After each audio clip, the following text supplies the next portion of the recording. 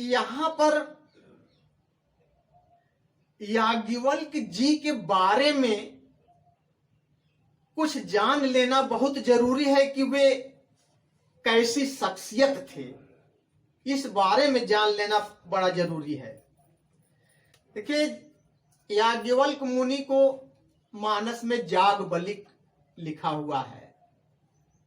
याज्ञवल्क ही याज्ञवल्क जी हैं। व्यास जी के शिष्य वैशंपायन जी थे और वैशंपायन के शिष्य याज्ञवल्क जी थे।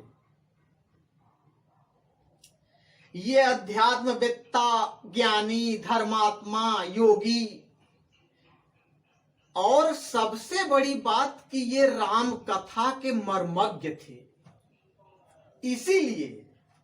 इसीलिए आप सोचिए कि वहां पर देव, ऋषि, मुनि, महर्षि, सप्तर्षि सभी लोग तो आए थे। वशिष्ठ, वामदेव, धौम्य, अत्रि, अंगिरा, नारद, अगस्त्य, शक्ति, कौशिक, विश्वामित्र को कौशिक कहा जाता है, और सुखदेव, कर्ण, बालखिल तो 60,000 की संख्या में एक साथ ही चलते थे प्रयागराज में नहाने के लिए। भरद्वाज मुनि के आश्रम में बालखिल जब आते थे तो लोगों की भीड़ लग जाती थी उनको देखने के लिए। ये जहां जाते थे 60,000 की संख्या में, नहाने भी जाते थे तो 60,000 की संख्या में। अब भरद्वाज आश्रम में इस समय पधारे हैं तो 60,000 की संख्या में। इतने सारे लोग के साथ साथ समझिए कि महर्षि कश्यप, ये सारे लोग एक एक क्रम से आते गए, जाते गए, मगर भरद्वाज मुनि ने किसी के चरण नहीं पकड़े। अंततः याज्ञवल्क जी जब बचे तो याज्ञवल्क मुनि का चरण उन्होंने पकड़ करके वहीं पे बैठ गए। इसलिए कि राम कथा के मर्मज्ञ महर्षि याज्ञवल्क जी जितनी बढ़िया शैली में महर्षि याज्ञवल्क जी राम कथा का विवेचन करते थे, यह भारद्वाज जी जानते थे। यही कारण था कि उन्होंने याज्ञवल्क मुनि परम विवेकी, भारद्वाज राखे पद टेकी, यही कारण है। और आप ये समझिए कि याज्ञवल्क जी के बारे में बड़ा ही एक रोचक वर्णन मिलता है पुराण में। ये भगवान सूर्य देव की इनके ऊपर बहुत कृपा थी। ये भगवान सूर्य की स्तुति रोज करते थे और उत्तम स्तुतियों के साथ, उत्तम मंत्रों के साथ स्तुति करते थे। भगवान सूर्य की प्रत्यक्ष कृपा इन्हें प्राप्त थी। एक बार की बात है, याज्ञवल्क जी से वैशंपायन जी बहुत स्नेह रखते थे। किसी बात को लेकर के अपने वैशंपायन गुरु जी थे उनके, अपने गुरु से उनका विवाद हो गया और गुरु जी इतने ज्यादा रुष्ट हो गए कि उन्होंने कहा कि मैंने तुम्हें यजुर्वेद के जिन मंत्रों का उपदेश किया है वो सारे मंत्र तुम मूर्त रूप में उगल दो। अब गुरु का आदेश था, याज्ञवल्क जी को करना ही था। उन्होंने वेद मंत्रों को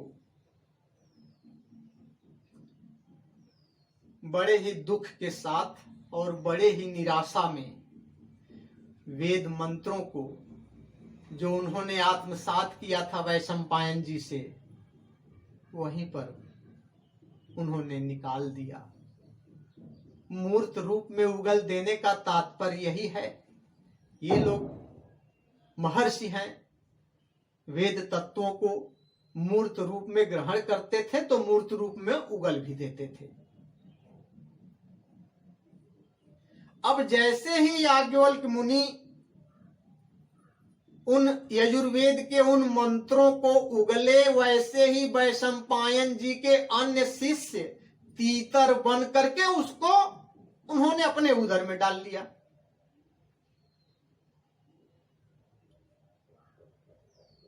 आप एक चीज यहां पर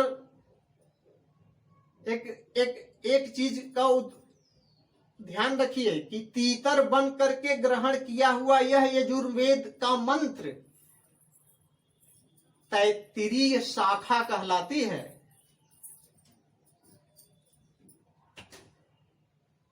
याज्ञवल्क्य जी अब वेद ज्ञान से शून्य हो गए थे। गुरु की उपेक्षा से याज्ञवल्क्य जी का मन बड़ा क्षुब्ध था। तब गुरु कृपा से वंचित याज्ञवल्क्य जी ने भगवान भास्कर की स्तुति की। देखिए,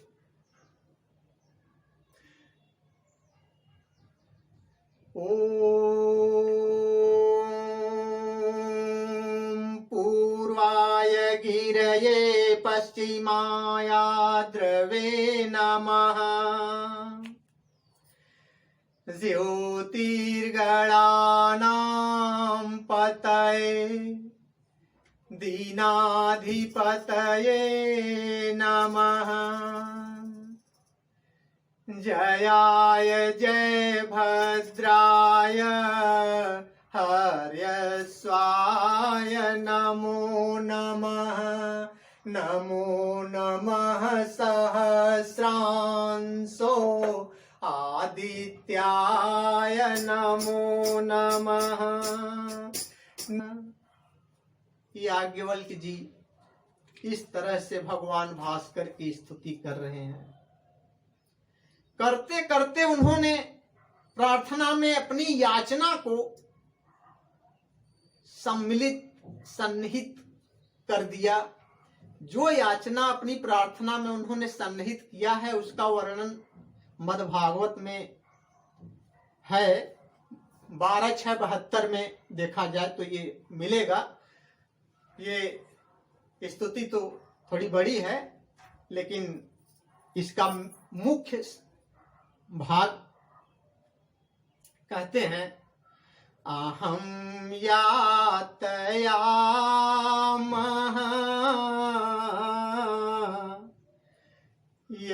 यजुर्वेद कामः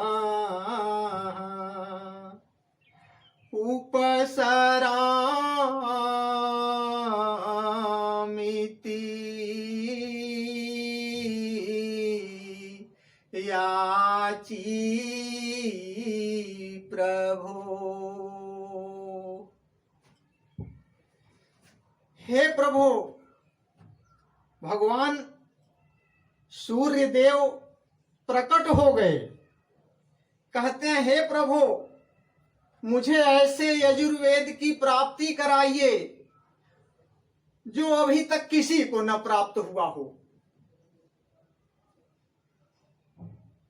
देखिए, श्रीमद् भागवत में ही ये 72 के बाद अगला 73वां श्लोक का ये सारांश है। ये 73वां श्लोक की ऋचांश है। सूर्यदेव की प्रकट हुए और वहां पर इस श्लोक का वर्णन है। धरिवाजी रूपो यजुंस्य यातयामानि मुनये ददात त्वयि प्रसादी। मैं प्रसन्न होकर के मुनि आपकी भक्ति से, आपकी स्तुति से मैं प्रसन्न हो करके शुक्ल यजुर्वेद को प्रदान करता हूं। उसको आप ग्रहण करिए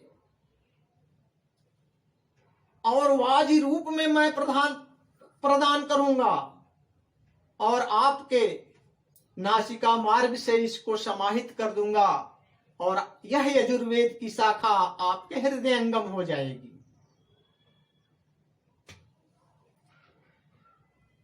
यह शुक्ल यजुर्वेद की यही शाखा, यानी कहा गया है कि वाजसनेय कहलाई और दिन का मध्य का समय था, इसलिए यह शाखा माध्यन्दिनी शाखा कहलाई। आज के ही नहीं, बहुत काल से यजुर्वेद की इसी शाखा का वर्णन विभिन्न मांगलिक अवसरों पर पुरोहित लोग करते हैं। खास तौर से विवाह में पाणी ग्रहण संस्कार के समय जब पंडित जी कन्यादान का प्रधान संकल्प कराते हैं, दाता से, भाई से, पिता से, जो कोई हो कन्यादान का दाता, तो कराते हैं, तो उसमें इसका थोड़ा सा वर्णन है। जो पुरोहित ब्राह्मण लोग हैं, आचार्य लोग हैं, वो जानते हैं कि कहां पर इसका वर्णन है। शुक्ल यजुर्वेद की वाजसनेय और माध्यन्दिनी शाखा का वर्णन। संकल्प तो कराते हैं, ओम विष्णु विष्णु विष्णु श्रीमद् भगवतो विष्णु राज्ञापन और दमानस्य अद्य श्री ब्रह्मणे द्वितीय परार्धे, ये सब तो करते ही हैं। उसके बाद पाणी ग्रहण संस्कार के समय जो है कि वो कहते हैं अमुक गोत्रस्य अमुक प्रवरस्य शुक्ल यजुर्वेदांतर्गत वाजसनेय माध्यन्दिनी शाखाध्यायिनो, इसलिए वो ऐसा जो है करता है। ये शुक्ल यजुर्वेद याज्ञवल्क जी का देन है। इस प्रकार याज्ञवल्क जी कितने प्रकांड विद्वान थे और वेद तत्व उनके हाथों में इस तरह से था जो सूर्य भगवान ने उनको आत्मसात करा दिया था। शुक्ल यजुर्वेद संहिता याज्ञवल्क जी की है। इस संहिता में 40 अध्याय हैं। कर्म कांड के आचार्य ब्राह्मण प्रायः इन्हीं 40 अध्यायों में से ही मंगलाचार और ये सब मंगल, जितने भी मंगल अनुष्ठान हैं, ये सब कराते रहते हैं। जितने मंत्र पढ़ते हैं वो सब इसी शाखा से संबद्ध है। मांगलिक अनुष्ठानों में इसी शुक्ल यजुर्वेद संहिता के मंत्रों का ही उपयोग किया जाता है। इस प्रकार देखा जाए तो शुक्ल यजुर्वेद के इन्हीं मंत्रों द्वारा मांगलिक एवं वैवाहिक संस्कारों को शुभता प्राप्त होती है। इसलिए हमारी संस्तुति यह है इन आचार्य गुरुओं से, कर्मकांड के ब्राह्मणों से, कि जब इन मंत्रों के द्वारा यजमान के मंगल की कामना आप करते हैं, मांगलिक अनुष्ठानों में जब इन मंत्रों को पढ़ करके अनुष्ठान संपन्न करवाते हैं, यह पूजा संपन्न करवाने से पहले एक बार हम लोगों को महर्षि याज्ञवल्क्य को नमन कर लेना चाहिए। ये दिया हुआ उनका हम लोगों के ऊपर, देखिए आचार्य को चाहिए कि एक बार श्रद्धा पूर्वक महर्षि याज्ञवल्क्य को नमन कर लें। आखिर याज्ञवल्क्य जी विदेह राज जनक जी के राज पुरोहित भी रह चुके हैं। जैसे गुरु पुरोहित सतानंद जी थे, महर्षि गौतम आदि थे, वैसे याज्ञवल्क्य जी थे। यहाँ पर देखिए तो कथा के विस्तार भय से यहीं पे, क्योंकि भरद्वाज मुनि याज्ञवल्क्य जी का चरण पकड़ करके बैठ गए हैं, क्यों, इसके पीछे याज्ञवल्क्य जी की महिमा का वर्णन करना थोड़ा आवश्यक था, इसलिए यहाँ पे वर्णन कर दिया गया। कथा तो वही चल रही है रामचरितमानस की, तो कथा को आगे ले चल रहे हैं, आप लोग सुनिएगा। हर जैसे मिटय मोर ब्रह्म भारी, जैसे मिटय मोर भ्रम भारी, कहु सो नाथ कथा विस्तारी। जाग बलिक बोले मुस्काई, तुम्हि विदित रघुपति प्रभुताई। मन क्रम बचन राम भगत तुम मन क्रम बानी। चतुराई तुम्हारी मैं जानी, जाना चाहूँ राम गुण गूढ़ा। कीन्हु प्रश्न मन हूँ अति मूढ़ा। मन कर्म और वचन से आप राम के भक्त हैं, फिर भी हरि अनंत, हरि कथा अनंता आपकी जिज्ञासा और आपका संशय, इन दोनों को शांत करने के लिए मैं प्रभु श्री राम जी की कथा कहूंगा।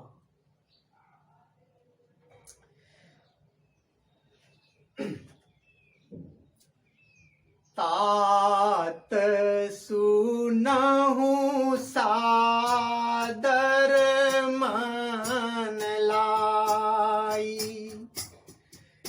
कहूँ राम कै कथा सुहाई। महामोह मही से सुविशाला, राम कथा कालिका कराला। राम कथा शशि किरण समाना, संत चकोर करहि जेहि पाना। राम जी की कथा चंद्रमा की किरणों के समान है, जिसको चकोर रूपी संत सदा पान किया करते हैं। परंतु ये भी बात है कि यदि भारी अज्ञान से ग्रस्त है व्यक्ति, तब उसका यही महामोह विशाल महिषासुर की तरह होता है। और राम कथा, राम जी की कथा उसे नष्ट करने वाली भयंकर काली जी हैं। इन दो विषम बातों का ध्यान में रखना और राम जी की कथा आदर सहित मन लगा करके सुनो।